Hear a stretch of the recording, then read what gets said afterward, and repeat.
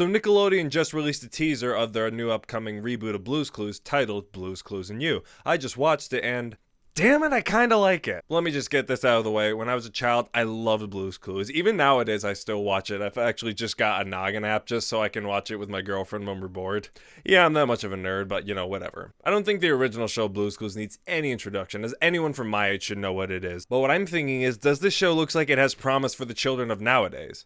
And yeah, kinda. First off, let's talk about Josh. Now, obviously, everyone in the internet's gonna be like, oh, he's not Steve, so we won't watch him. I'm like, yeah, okay, Steve grew up a long time ago, guys, okay? He went bald. He's in his 40s now.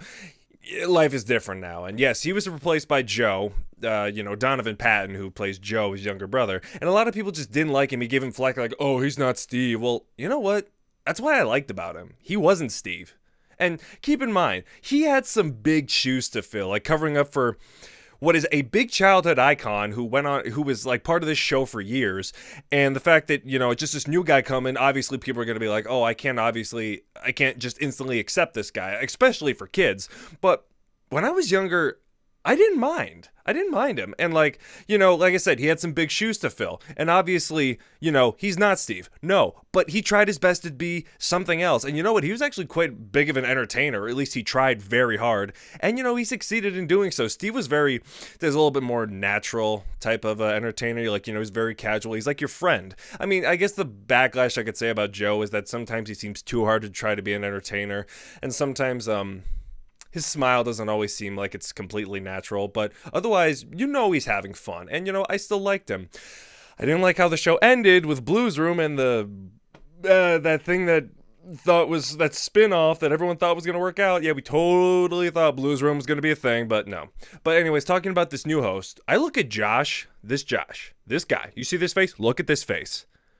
This guy is lovable as fuck. He just seems like such a lovable guy. Like he's a great singer, and you just look at him and like, this is the type of guy who you'd want teaching your kids. Someone who's going to keep their attention, who's going to like talk to them like they're your friend, because that's exactly what a good host would do. And he just feels like he just breathes into this environment. Like everything just feels natural to him, just like how Steve and Joe did. And yes, I know he's wearing stripes, but he's not wearing green. But then again, he's not Steve, though the stripes, do represent a familiar tone. But I think blue is more of his color anyways. I guess you could say as opposed to green, it's a kind of comforting color. And also, let's talk about the look of the show. Now, the style of the original show was a bunch of felt cutouts that they animated in post-production. For one thing, instead of animating cutouts, they just are 3D models. And you know what? They look pretty damn good. And I love the way how they kept the original look of the show. Like the setting's the same, the picture frame, the squiggly lines on the wall. You can see mailbox in the background in the window, the thinking chair, and yeah, the notebook's a little different, but I guess, you gotta have it match the t-shirt, and